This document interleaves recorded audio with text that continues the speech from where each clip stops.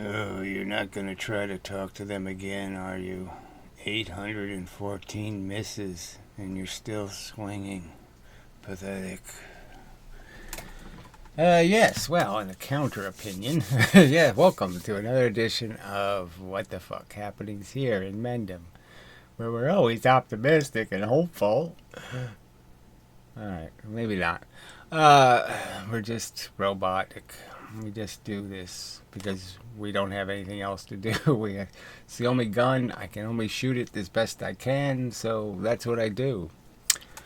Pull the trigger. Anyway, so this week, the trigger, I think I shot a pretty good bullet. Okay, so, I think this one's a keeper. It's not a whole lot of my videos where I say, yeah, I got it that time, did it? Okay, good job. But I think this one was pretty good. So I start with evolution. Okay, so it has some science in it. Ooh, scary, scary.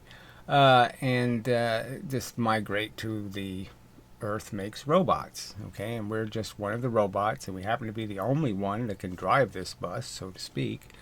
You'll know one that can learn how to drive, and maybe we should do that. And driving means turn the fucking thing off, because it's a steamroller with big knives on it, where and it can blow up and go nuclear at any moment. So yes, you just turn it off, turn it off, turn it off. That kind of thing. So anyway, like I said, as videos go, I like this one.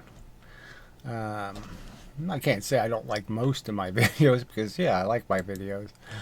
But this one was, if there's one video of mine you're going to watch, this might be one of those ones.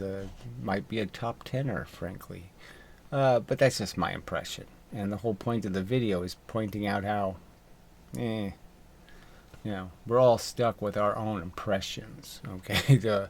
Your own way of calculating good. I mean, you just listen to what people play on their radios, in their cars, well, in their MP3 players, whatever. And you're just like, how the fuck does their brain interpret that noise as some kind of useful, purposeful event? I just can't understand any of it. It's just so uninteresting. My brain just says, wow, that is just noise. That really isn't anything. I mean, yes, okay, it has a beat, but besides just being boom, boom, boom, boom, boom, what the fuck is it? Anyway, I just don't get you people. Anyway, let's just play the video before I depress myself beyond reclamation. Okay, so we should start probably a little ahead of the intro. There we go. All right, let's see what I'm saying. Really simple kind of math, adds up. Yeah, so all languages is really math. All words and concepts are math. They're just really numbers. It's just really, it can be turned into logic. Is just that. You're just figuring out formulas for things like, the dynamics of your weight and how strong the branch is, and can I sit on that branch without breaking the branch. It's kind of mathematical. All right. As much as I hate math, I'm just saying the mechanism is the formalization of the reality into a stick figure, into a little maze game. You're putting good, bad on the maze, and you're just saying, look, you just got to navigate this good, bad thing. You're trying to come out in the good end. That's where you're trying to get. You're not trying to avoid the bad. So, try to go in directions that tend to go towards good. That kind of thing. Not complicated. A 6 and then a minus 4 build. Okay. So, I'm just pointing out how the obvious math of existence is that you kill so much more than you save. This is, the amount of grief and pain and horror and the tiny amount of singing and dancing. It just ain't worth it. So, now we're getting to the science part. It doesn't work as well the opposite way. Blah, blah, blah. So I can't really explain all this, but so here I'm talking about electrons and protons. They're sort of the thing that makes everything happen. The matter bits, the force bits, blah, blah, blah. The interaction between force and matter It's just kind of momentum anyway, and hydrogen and is the simplest kind of relationship, boy girl, okay, proton electron, and that simple relationship ends up getting into all kinds of complex orgies, you know, and the electron is usually getting it, you know, it's the two-porter, you know, but whatever. We won't get into who's fucking who. But anyway, so that's what this part is. And now we're moved all the way up to, I think, the first compound. Yeah, so that's compounds I'm talking about there. So we just listen to a little bit. Here, and some other kind of lithium over here, and a carbon over here. Right, so the little, once you can create these nucleuses, then you can create the atoms, and there's only 100 or so that survive. And then you end up with those atoms being able to connect with each other, so the orgies combine with a bunch of different orgies. So squirrel orgy mixes with raccoon orgy, mixes with blah blah blah, and blah blah blah blah blah blah blah. And then you get to the DNA molecule. Blah, blah, blah, blah, blah. All right, now here, created by some kind of thing, a membrane has to be created. All right, so I'm already past the DNA molecule. So I just explained the DNA molecule is just a chemical factory. Stuff sticks to it. It's able to make new compounds because they're stuck in association. So it forces the raccoons to, you know, mix with the skunks. So it makes these new arrangements of orgies and blah blah blah. I just invented the orgy thing for this video, but anyway, I don't talk orgies in science the same. Well, I do a little bit. Anyway, and then you know, the DNA molecule makes the molecules that do all this construction. They tear the molecule apart so then it can reproduce and blah blah blah blah blah, and then you end up with this single-celled organism. And it creates a very closed environment for all this process to happen. Right, so the importance of the membrane is just to filter. So it stops all the stuff that would break things and destroy things and pollute things, and it just makes like pure drinking water. So now the DNA can do its thing much, much quicker because it doesn't have a bunch of sticky molecules and glue and shit clogging it all up. So it takes all the poo out of the air, so to speak, and then it can do its thing without getting all poo covered. I don't know where these analogies are kind of yeah, they're kind of lowbrowish. A beach, you know, the little tiny part we are, a little grain of sand on a beach. The real process is this billion years of crap. Right, so it's a billion years, just a gigantic amount of time that this stuff has been subtly and slightly changing in this process of evolution. And the religious cunts are just such retards for not paying any attention. It's just, there's no God. God didn't make your asshole. I mean, it's just too silly. Of this, and now became, it has the advantage now of having two membranes. You know, now it's... Alright, so I talked about the first, they have words for this, acroic and non, blah, blah, blah, they have blah, blah, blah. Fuck that. It's just the idea that, okay, a cell ate another cell, and the cell it ate became the controller. And so now it has two membranes, so now it can do even more things that are more interesting. So it's a huge one-time event. It only happened once. Lots of things only happen once in the history of this evolution thing.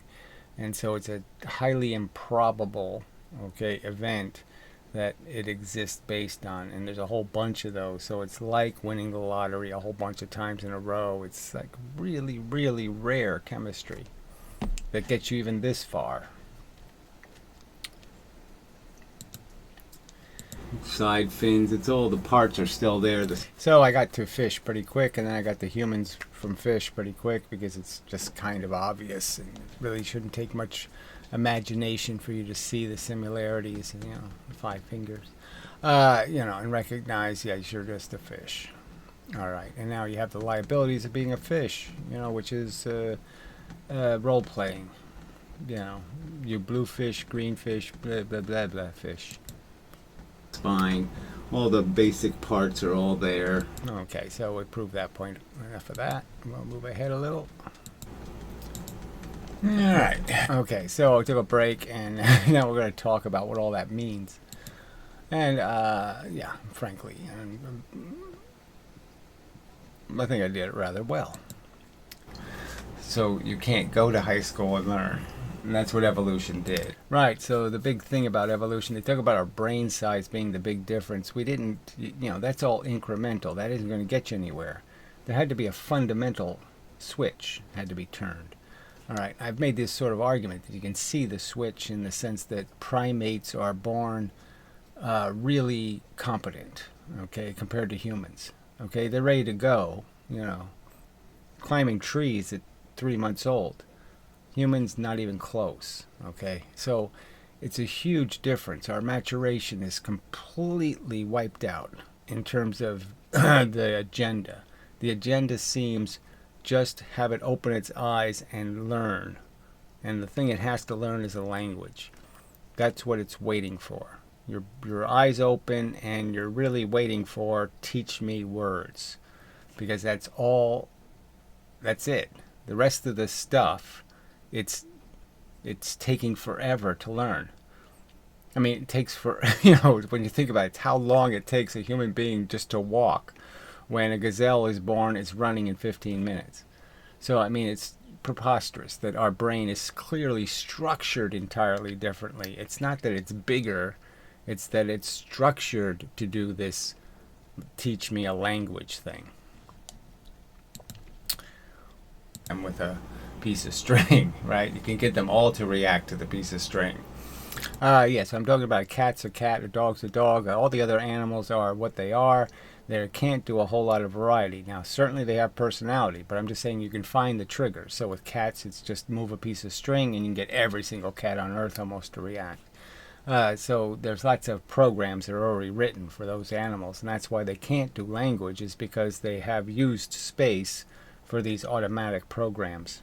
The automatic programs are durable and permanent, and they can't reuse that space to learn a language.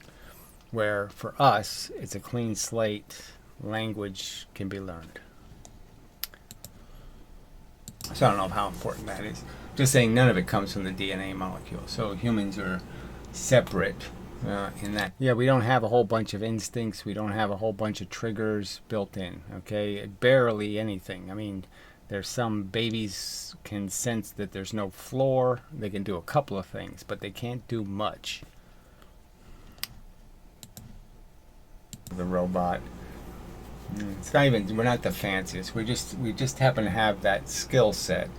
Right, so it's not like our complexity puts us on top of the scale of complex organisms. Organisms more complex than us. Organisms with more tools than us. Organisms, lots of things. But yeah, we have this one skill. Okay, this one thing where we have enough memory space in our brain to create a Rosetta Stone, a language that is a conceptual interpreter. It allows us to connect concepts and identify them, label them, and now manipulate them as labels. And the simplest label is good and bad, frankly. The simplest label is recognizing something as a positive and a negative. And doing that correctly shouldn't be brain surgery, frankly, in the sense that you are experiencing a life and you know what's fun and what isn't. So you should be able to identify bad things and good things fairly easily. Pair them is to store some kind of idea of how it went. So you need some sort of positive and negative statement made about. Okay, so memory, is only useful if you can use it to compare circumstances and apply it. So you need to be able to say, is this a memory of how to do it wrong, or is this a memory of how to do it right? So the idea would be is that you need something in your brain to identify the difference between a lesson you learn through failure and a lesson you learn through success. And that's where sensation began, in my opinion, is with the idea of labeling something bad. And once you have labeled something bad, you can just imagine the inverse, which is the absence of the bad. So in a sense, it's the whip and carrot, but there's no carrot for us. It's just all whip. So it's just, give you the misery and they take away the misery. Those are the best days of your life. And that's all you need, is the whip to break. The broken whip is all you need. You don't need the carrot. You just need the idea that I can make the whip stop. And that's the hope That's a desire is to get rid of the whipping. Stop the whip from hitting you. Get rid of your loneliness or your whatever is harping on you. So all you need is the negative. So the whole thing, the whole desire mechanism, attachment, addiction, pleasure, is all built on first creating the anti. Yes, so it's just removing the negatives, and that's the only goods that really exist in the world are the ones where you have stopped something bad from happening. There's no real good you can do that isn't related to stopping a bad. And that makes our slavery to this system even more disgusting.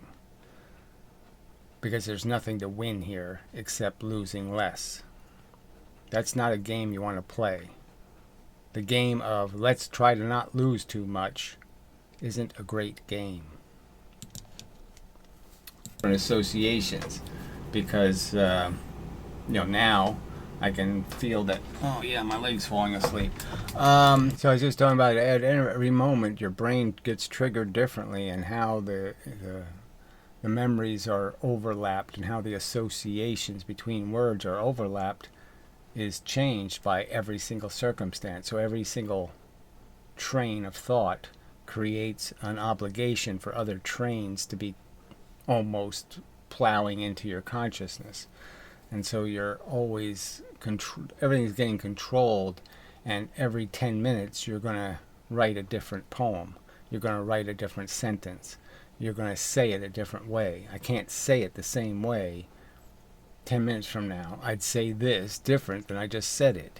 Okay, because it's always changing what's in the environment, what's in the pool of available memories. The brain doesn't have enough time to consider, where am I going? So now I was just talking about how it gets cluttered, and in making these videos I'm taking pauses now and then because there's all this clutter. A bunch of other stuff, tangential stuff, has entered my little ball, the crystal ball I'm looking in, and it's a bunch of noise. And so you have to erase and start over, erase and start over, erase and start over. Sometimes because the agenda gets driven by whatever you said in the sentence, and your brain says, oh, I just said that, okay, I have to react to what I just said, and it just starts taking all kinds of other paths, and it loses the direction it might have had. The intended destination gets lost in the distraction of the leaves and the trees that you're seeing as you take the path to that goal. So, you can't do the very positive thing of having this other person love you, because the images of them dying is okay. So that's just the problem of memories, and how they are layered, and how they're suffocated. I mean, by how they're layered, which one is on top of the other. So the image that you want to cherish ends up getting obscured because there's a bunch of this negative crap of how they died on top of it. And that's one of the great laments I have about existence, is that I can't purely remember somebody without trying to just exclude everything that happened after 1994. I can't just erase everything after 1994 and just see it as it was. And it's just tragic that everything beautiful is perverted into crap, because the fact is life is cruel, and that cruel truth will be imposed on even your memories, which sucks. And even the idea of breaking the chains, we're a slave to that idea.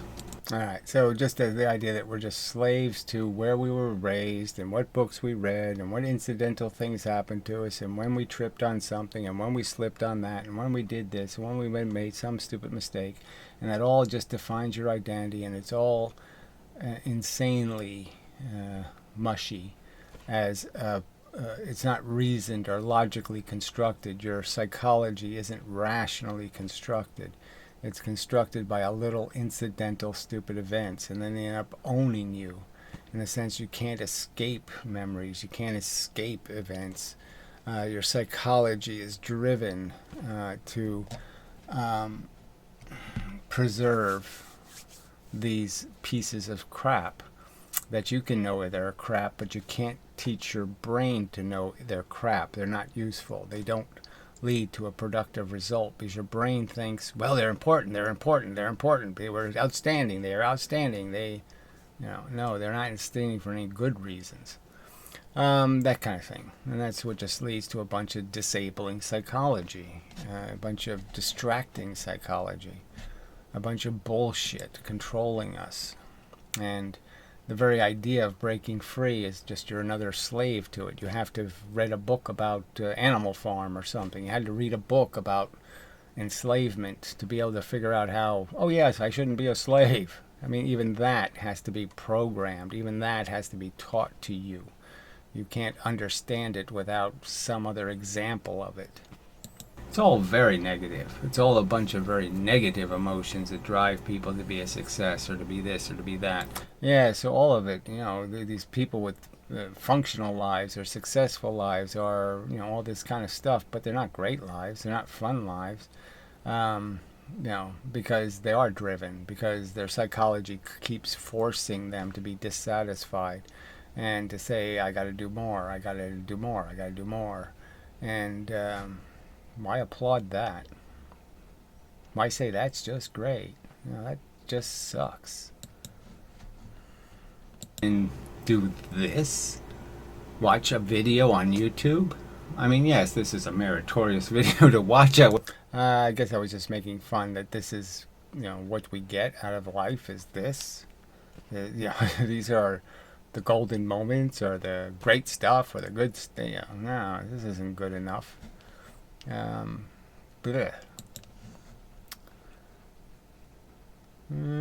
Continuing. Buddies, but doesn't that have the danger that somebody becomes a little bit dependent? And so I was talking about relationships and how dangerous it is, and how so I equated a personal anecdotes, about how if you're really a decent person, there's no way to play the game. Because you're constantly worried that you've compromised the safety, you've compromised the outcome because of these shortcuts you have to take where you just don't know what the right thing to do is. And you just don't. There's no way to ensure good intentions are enough. They're not enough. The fact is, it's a lot more complicated than that. The fact is, you can get somebody killed giving them a birthday present. They could, you give them a bag of peanuts and they could choke on one of the peanuts. What the fuck? How do you win?